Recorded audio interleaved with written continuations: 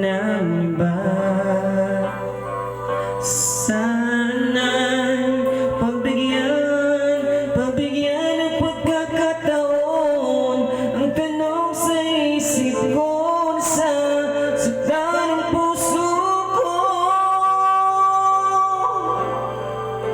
paano ng puso ko namibig sa'yo? Ngayon ikaw ay mandang ibang gusto.